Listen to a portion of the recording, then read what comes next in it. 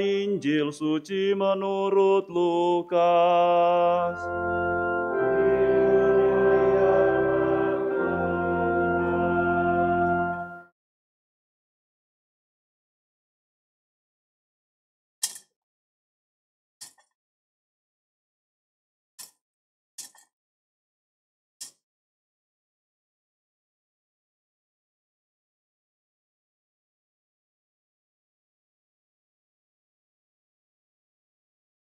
Setelah mendengar berita kelahiran penyelamat dunia, para gembala cepat-cepat berangkat ke Bethlehem. Mereka menjumpai Maria dan Yusuf serta bayi yang sedang terbaring di dalam palungan. Ketika melihat bayi itu, para gembala memberitahukan apa yang telah dikatakan kepada mereka tentang anak itu. Semua orang yang mendengarnya heran tentang apa yang dikatakan gembala-gembala itu. Tetapi Maria menyimpan semua hal itu di dalam hati dan merenungkannya. Kemudian kembalilah gembala-gembala itu sambil memuji dan memuliakan Allah, karena segala sesuatu yang mereka dengar dan mereka lihat, semuanya sesuai dengan apa yang telah dikatakan kepada mereka. Ketika genap 8 hari, anak itu harus disunatkan, dan ia diberi nama Yesus, yaitu nama yang disebut oleh malaikat sebelum ia dikandung ibunya. Demikianlah sabda Tuhan.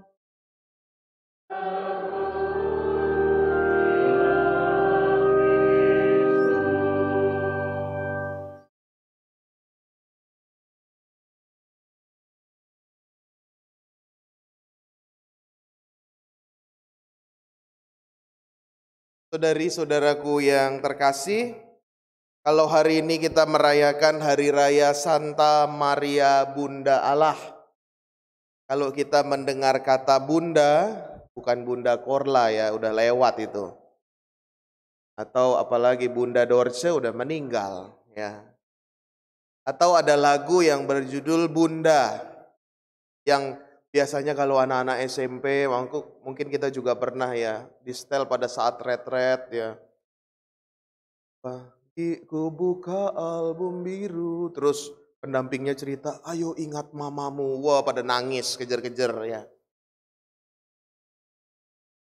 Tapi seturut pengalaman saya, yang namanya bunda atau kita semua punya ibu pasti. Dan itu kalau berbicara soal bunda, soal mama, soal ibu itu ada rasa emosional yang tidak bisa diungkapkan dengan kata-kata. Ada rasa apa ya, keharuan, ada rasa syukur, tapi juga ya tidak dipungkiri ada rasa menjengkelkan juga kalau cerewet. Saya pun merasakan demikian. Ketika harus masuk ke asrama, ke seminari, saya lihat mama saya tuh santai-santai aja gitu. Tapi saya baru sadar setelah 14 tahun masuk asrama, masuk seminari, saat mau ditabiskan. Ternyata pada awal itu ya ibu saya berat juga, harus melepas anak laki-laki satu-satunya yang terakhir ini untuk jadi pastor. Tapi saya yakin walaupun dia berat, walaupun dia mungkin sedih, harus kehilangan anaknya tinggal di rumah, ya. Tapi saya yakin dia senantiasa doakan. Dan itulah kekuatan saya. Yang sampai akhirnya saya mengatakan ya selama 14 tahun, lalu ya saya mau ditabiskan. Saya juga pasti punya pengalaman-pengalaman itu. Yang emosional dengan seorang ibu, dengan seorang mama, dengan seorang bunda ini. Yang pasti kita punya. Bahkan lagu tentang bunda itu di dalam gereja Katolik cukup sering dinyanyikan. Kalau dalam perkawinan lagunya apa ya? Di dalam doamu kau sebut namaku, itu juga ada. Atau kalau biasanya saya dengar beberapa kali misa yang lalu di lingkungan-lingkungan, ada yang menyanyikan, di doa ibuku namaku disebut, di doa ibuku dengar ada namaku disebut. Dan itu memang beneran. Saya yakin nih, ibu-ibu juga pasti. Oh, Dan saya yakin seperti Maria juga, menyimpan dalam hatinya, bukan hanya menyimpan mengabaikan, tapi membawanya dalam.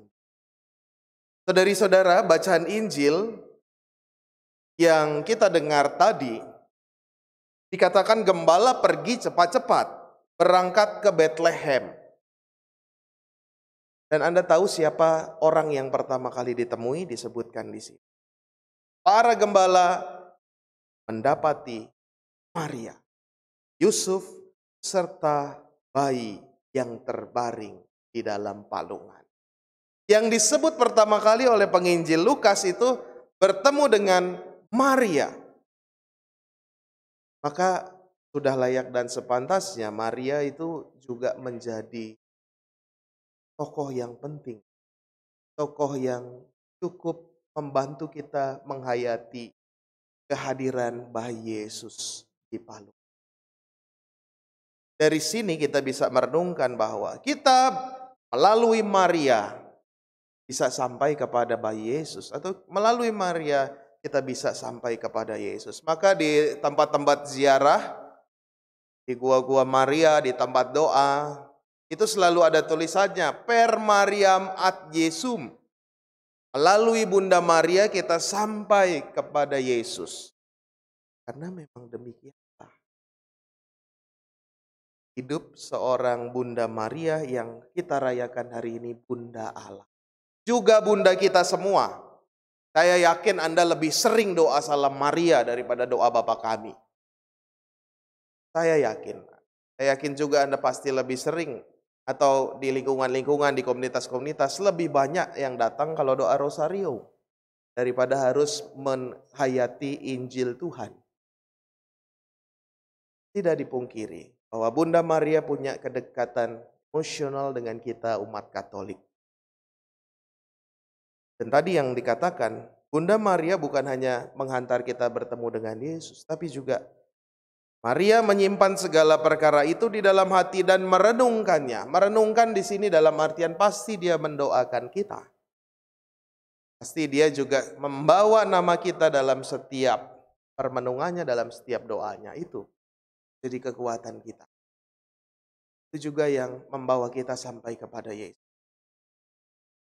Dan jangan lupa juga, kita mengenang Paus Emeritus Benediktus ke-16 yang meninggal kemarin.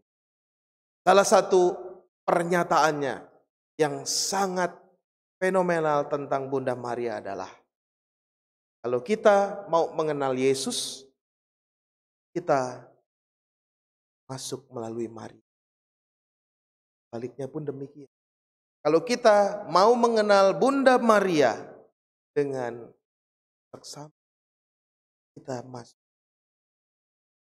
Karena apa? Ketika di atas kayu salib, Yesus mengatakan kepada muridnya, inilah ibumu, inilah anakmu.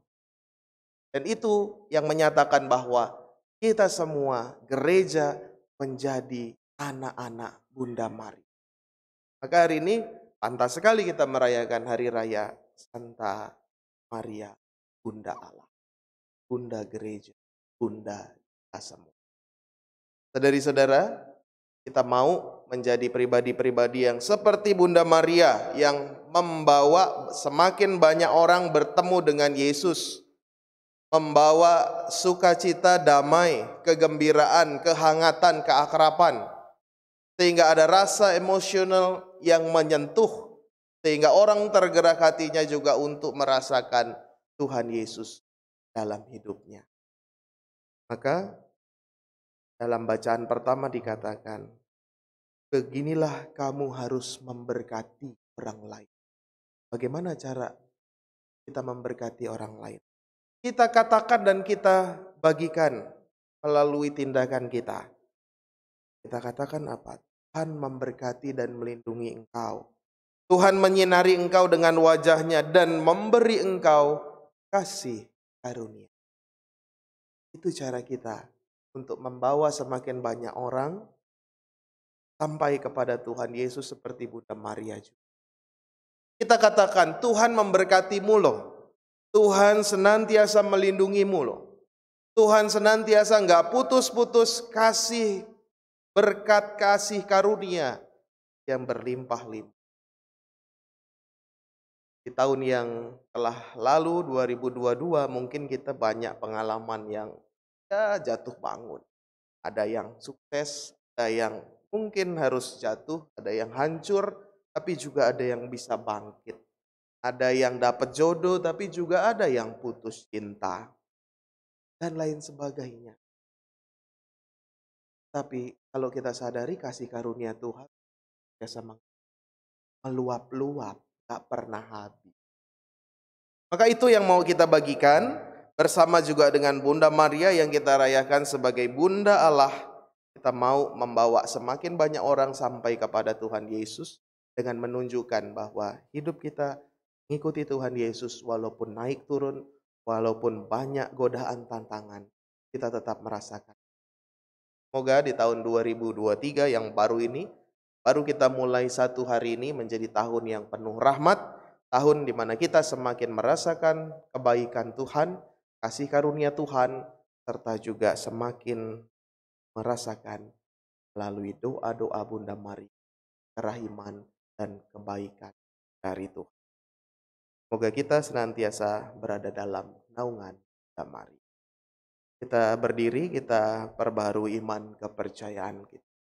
Aku percaya akan Allah, Bapa yang Maha Kuasa, Pencipta langit dan bumi, dan akan Yesus Kristus Putranya yang tunggal Tuhan kita, yang dikandung dari Roh Kudus, dilahirkan oleh perawan Maria, yang menderita sengsara dalam pemerintahan Pontius Pilatus, disalibkan, wafat, dan dimakamkan, yang turun ke tempat penantian pada hari ketiga bangkit dari antara orang mati, yang naik ke surga, duduk di sebelah kanan Allah Bapa yang Maha Kuasa.